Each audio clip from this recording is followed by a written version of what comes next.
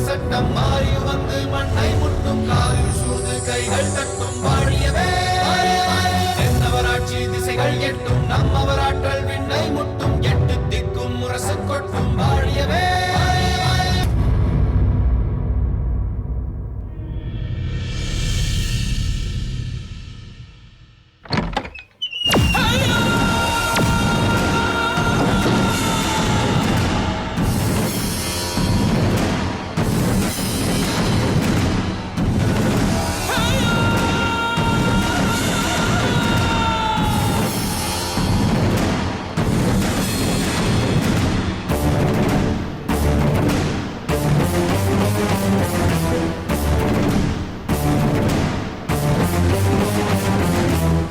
அடியே முத்துநகை, பல வருடங்களாக சிறையில் அகப்பட்டு உறக்கமில்லாத நிலையை எனக்கு ஏற்படுத்திய நீ இங்கு வந்து நிம்மதியாக உறங்கிக் கொண்டிருக்கிறாயா?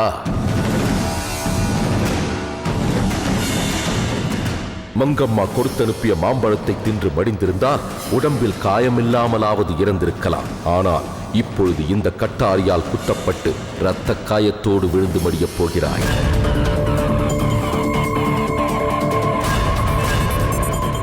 எங்கோ மடிந்திருக்க வேண்டிய நீ இன்று இங்கு என் கையால் மடிவதற்காகவே எனக்கு முன்பே வந்து தங்கியிருக்கிறாயே.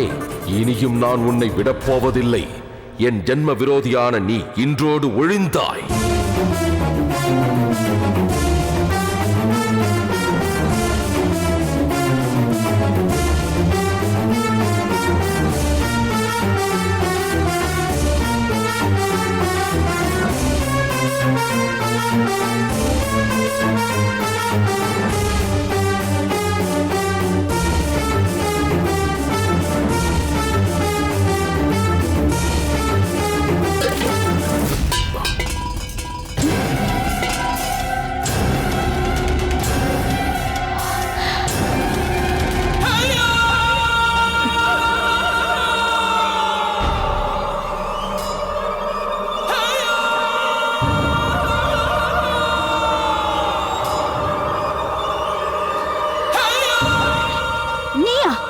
எதற்காக இங்கு வந்தாய்?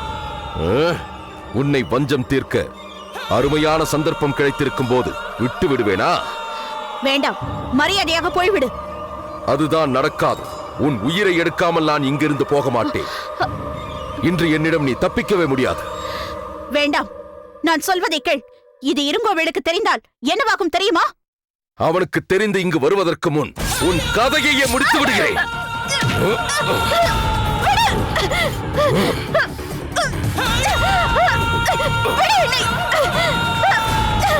முத்துநகை,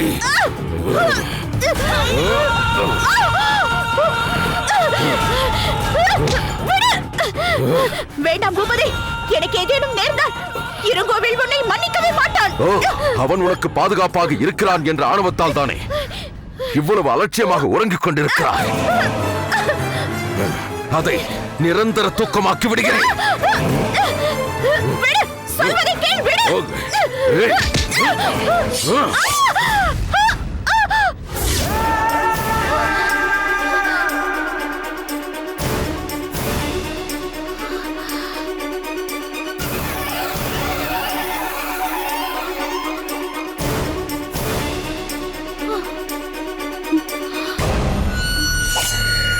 விஜய் பூபதி, என்ன காரியம் செய்கிறாய்?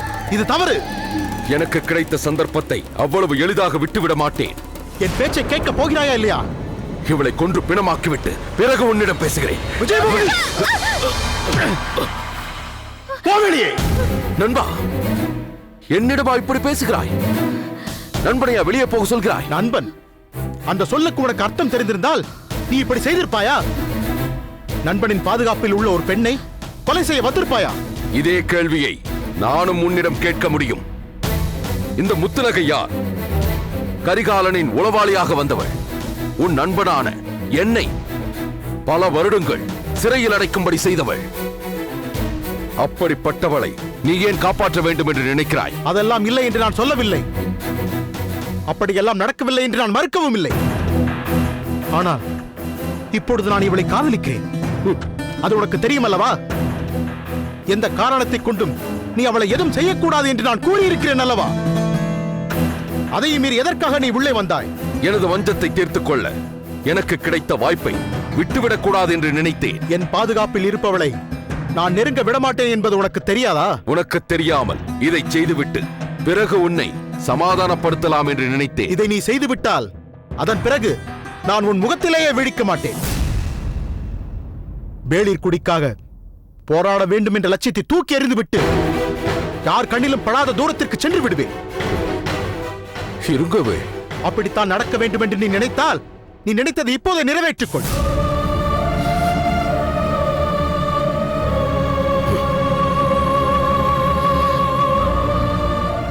இப்பொழுது உங்களுக்கு திருப்தி தானே?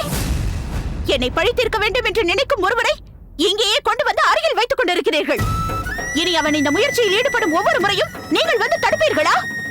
இல்லை முத்துநகை, இல்லை. இனி அவன் இது போன்ற காரியத்தில் ஒருபோதும் ஈடுபட மாட்டான். போதும். இத்தனை நாட்கள் கரிகால் மன்னரை கொலை செய்ய முயற்சி செய்தீர்கள்.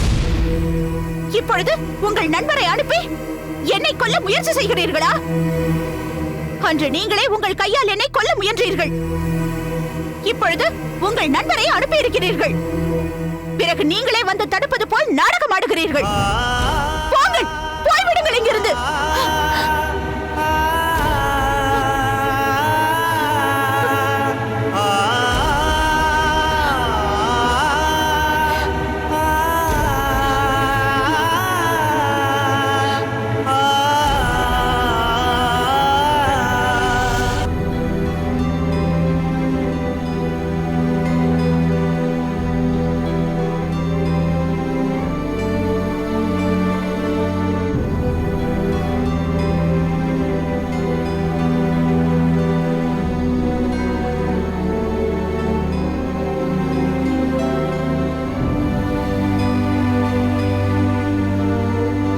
தாமரை,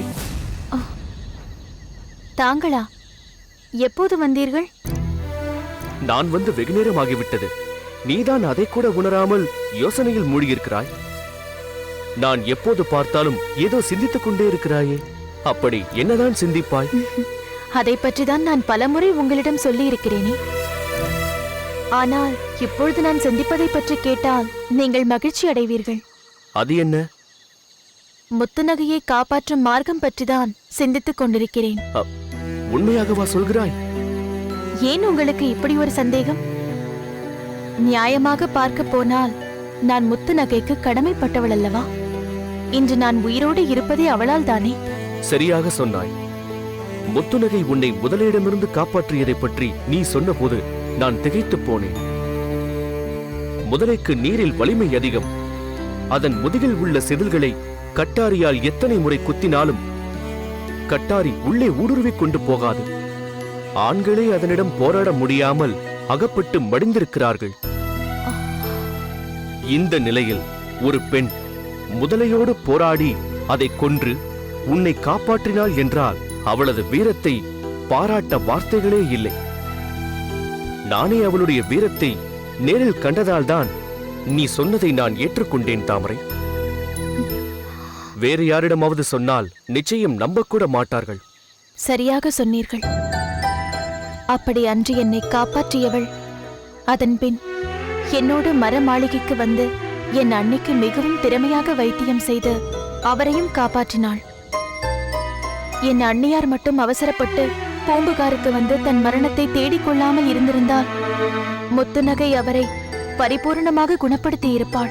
நீ சொல்வது சரிதான். நான் முதலில் என் அக்காவின் கையால் இனிப்பு வாங்கும்போது பார்த்த உருவம் என் நெஞ்சில் அப்படியே பதிந்திருக்கிறது. அவ்வளவு பலவீனமான நிலையில் இருந்த என் அக்காள் குதிரையில் ஏறி பூம்புகாருக்கு வந்திருக்கிறார் என்றால் அதற்கிடையில் அவரது உடல்நலம் சற்று சீரடைந்து விட்டது என்பதுதானே பொருள். அதற்கு காரணம் முத்துநகைதான் என்பதிலும் மாற்று கருத்தே இருக்க முடியாது. அப்படிப்பட்ட முத்துநகையை நான் என் சொந்த காரணங்களுக்காக சிறை வைத்து விட்டேன்.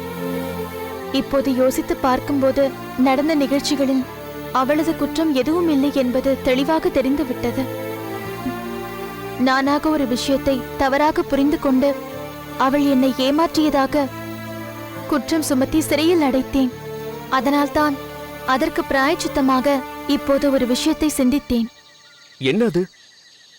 நானே சென்று அவளை மீட்டுக் கொண்டு வரலாமா என்று சிந்திக்கிறேன். தாமரை, நீ என்ன சொல்கிறாய்? முத்துநகையை மீட்க நீயே போகிறேன் என்கிறாயா? அதைத் தவிர வேறு வழி இல்லை. ஏன்? புதிதாக யார் சென்றாலும் என் அண்ணனிடம் அகப்பட்டுக் கொள்வார்கள். பிறகு உயிரோடு திரும்பி வரவே முடியாது. உண்மைதான். நீங்களும் போக முடியாது. இவர்களும் இங்கிருந்து அனுப்ப மாட்டார்கள். அங்கு சென்று அகப்பட்டுக் கொண்டால் அவர்களும் அனுப்ப மாட்டார்கள். அதுவும் சரிதான்.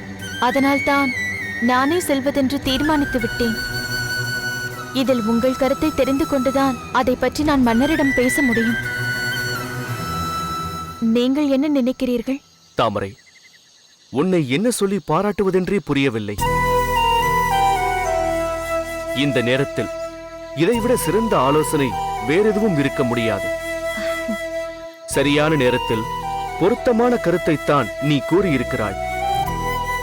முத்துநகை இருங்கோவேலின் மாளிகையில் சிறைப்பட்டிருக்கிறாள் என்பதை அறிந்தது முதல் மன்னர் எந்த அளவிற்கு மனதிற்குள் குமரிக் கொண்டிருக்கிறார் என்பது எனக்கு நன்றாக புரிகிறது.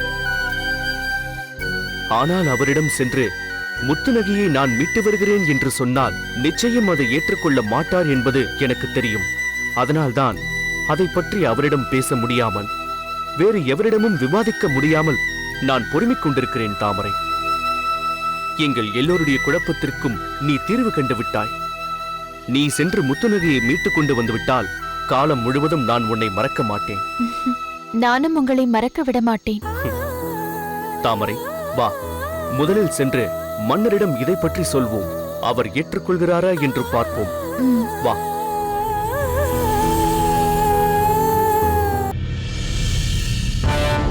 கிள்ளிவளவா, நாட்டில் இயல்பான நிலை திரும்பிவிட்டதல்லவா?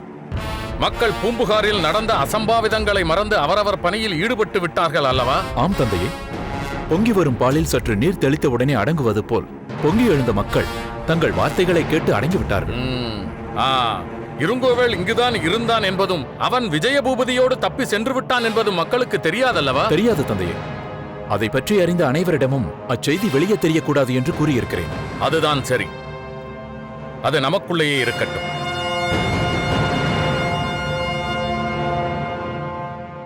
காரிக்கண்ணனாரே, தாங்கள் எதற்காக வருந்திக் கொண்டிருக்கிறீர்கள் என்பது எனக்கு நன்றாக தெரியும். முத்துநகை நீங்கள் பெற்ற மகளாக இருக்கலாம். ஆனால் சிறுவயது முதலே இங்கு வந்து சென்று கொண்டிருந்த அவள் எனக்கும் மகள் போலதான். அதற்கு மேலாக யாரும் சொல்லாமலேயே தானாக சோழ நாட்டின் பணியை தனது பணியாக ஏற்றுக்கொண்டு கானகத்துக்கு சென்று பல இன்னல்களை ஏற்று பணிபுரிந்தவள் அல்லவா? அவளை பாதுகாக்க வேண்டியது எனது பொறுப்பல்லவா? அவளை மீட்டுக் கொண்டு வருவது எனது கடமை அல்லவா? மன்னவா, ஏன் இப்படி பேசுகிறீர்கள்? தாங்கள் தங்கள் பொறுப்பிலிருந்து நழுவி விட்டீர்கள் என்றோ, கடமையை செய்ய தவறிவிட்டீர்கள் என்றோ நான் சொல்வேனா? எப்படிப்பட்ட சோதனைகளை எல்லாம் எப்படியெல்லாம் கடந்து வந்தவர் தாங்கள் என்பது எனக்கு தெரியாதா? முத்துநகையை மீட்பதற்குரிய எல்லா முயற்சிகளையும் தாங்கள் மேற்கொண்டிருப்பீர்கள் என்பது எனக்கு தெரியும். இருந்தாலும் அங்கே என் மகள் சிறைப்பட்டிருக்கிறாள் என்பதை அறிந்த பிறகும் மனம் சங்கடப்படாமல் இருக்குமா? தங்கள் நிலையை நான் நன்றாக உணர்கிறேன். இருந்தாலும் இருங்கோவேலும் விஜயபூபதியும் இங்கிருந்து தப்பித்து அங்கு சென்றிருக்கும் நிலையில் நாம் அவசரப்பட்டு எதுவும் செய்துவிடக் கூடாது. அதன் விளைவு எப்படி திரும்பும் என்று சொல்ல முடியாது. அது எனக்கும் புரிகிறது மன்னவா. இருந்தாலும் மகளை பிரிந்த துயரிலிருந்து என்னால் மீள முடியவில்லை. தந்தையே, முத்துநகையை மீட்பதற்கு எப்படியாவது ஒரு வழி கண்டுபிடிக்க வேண்டும். அதை சொல்வதற்காகத்தான் நாங்கள் இங்கு வந்திருக்கிறோம்.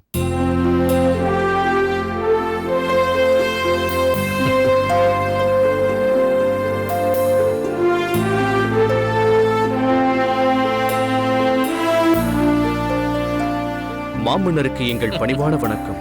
சரியா? வா தாமரை, இப்படி வாம்மா. நீங்கள் இருவரும் இணைந்து ஏதோ யோசித்துக் கொண்டு வந்திருக்கிறீர்கள் என்றால் அது நல்ல வழியாகத்தான் இருக்க முடியும். சொல்லுங்கள். தாமரை, அதை பற்றி நீ சொல்கிறாயா அல்லது நான் சொல்லட்டுமா? இதில் நேரடியாக சம்பந்தப்பட்டவள் நான் தானே, அதனால் நானே சொல்கிறேன். அதுதான் சரி. மன்னவா, முத்துநகை அங்கு சிறை வைக்கப்படுவதற்கு காரணமாக இருந்தவள் நான்தான். அதனால் அவளை அங்கிருந்து மீட்டு கொண்டு வர வேண்டிய பொறுப்பும் என்னுடையதுதான். அதனால் நானே சென்று முத்துநகையை அழைத்து வர வேண்டும் என்று தீர்மானித்திருக்கிறேன். தாமரை, தானே சென்று முத்துநகையை மீட்டு வர வேண்டும் என்று நினைத்த உனது பண்பை பாராட்டுகிறேன். ஆனால் இது எந்த அளவிற்கு சாத்தியமாகும் என்று யோசிக்க வேண்டும். ஏன் மன்னவா? இதனால் என்ன பிரச்சனை ஏற்படும் என்கிறீர்கள்? தாமரையை இங்கு விட்டு சென்ற இருங்கோவேள் அவள் இங்கு இருக்கும் வரை முத்துநகை விஷயத்தில் எந்த கடுமையான முடிவும் எடுக்க மாட்டான். தாமரை அங்கு சென்று விட்டால், தங்கை நம்மிடம் வந்து சேர்ந்து விட்டால், இனி அவள் நம் பாதுகாப்பில் வைத்துக் கொள்ள வேண்டும் என்று நினைக்க மாட்டானா? தாமரை மீண்டும் இங்கு வரத்தான் முடியுமா? அதை பற்றி தங்களுக்கு சந்தேகமே வேண்டாம். அண்ணனை பார்க்காமல் என்னால் இருக்க முடியவில்லை.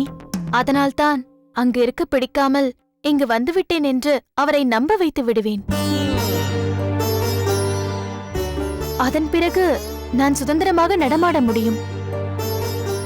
அதை பயன்படுத்திக் கொண்டு மிக எளிதாக முத்துநகையை சந்தித்து அவளை விடுவித்து நானே உடனிருந்து பாதுகாப்பாக அனுப்பி வைக்கிறேன். அவர்கள் முத்துநகையை காணவில்லை என்று பரபரப்படையும் போது நானும் அவர்களோடு இணைந்து கொள்கிறேன். ஓரிரு நாட்களில் அந்த பதட்டம் அடங்கிய பிறகு நானும் புறப்பட்டு வந்து விடுகிறேன். அம்மா தாமரை, என் மகளை மீட்பதற்காக உன் அண்ணனையே ஏமாற்ற தயாராகிவிட்ட உன்னை கண்டு நான் வியக்கிறேன். இருந்தாலும் இந்த விஷயத்தில் ஒரு சிறு சந்தேகம் உன் அண்ணனுக்கு ஏற்பட்டாலும் அது உனக்கு ஆபத்தாகி விடுமே. அந்த நிலை வராமல் பார்த்துக் கொள்வேன். அப்படி ஏதேனும் சங்கடம் ஏற்பட்டாலும் என் உயிரை கொடுத்தேனும் முத்துநகையை தப்பிக்க செய்வேன். தாமரை, முத்துநகைக்காக உன்னை பணயம் வைப்பதா என்றுதான் தயக்கமாக இருக்கிறது. மன்னவா, என் அன்னைக்காக வந்த என்னை தன் மகளாகவே பாவித்து அன்பு காட்டினீர்கள். மகாராணியார் தன் கரத்தாலேயே எனக்கு உணவு ஊட்டினார். சோழ இளவரசி தன் ஆடைகளை எனக்கு அணிவித்து அழகு பார்த்தார். சோழ இளவரசர் என்னையும் தன் தங்கை மலர்கொடியாக பாவித்து அன்பு காட்டினார். இதற்கெல்லாம் பிரதியாக நான் என்ன செய்ய முடியும்? உங்களுக்கெல்லாம் சங்கடம் ஏற்படுத்தும் ஒரு பிரச்சனையை என்னால் தீர்க்க முடியும் என்றால் அதை செய்யலாமே. இப்போதுள்ள நிலையில் நான் ஒருத்திதான் அங்கு சென்று முத்துநகையை மீட்க முடியும். அதற்கு அனுமதி தாருங்கள். மகளே தாமரை, இனி நீ மன்னருக்கு மட்டுமல்ல, எனக்கும் மகள்தான்.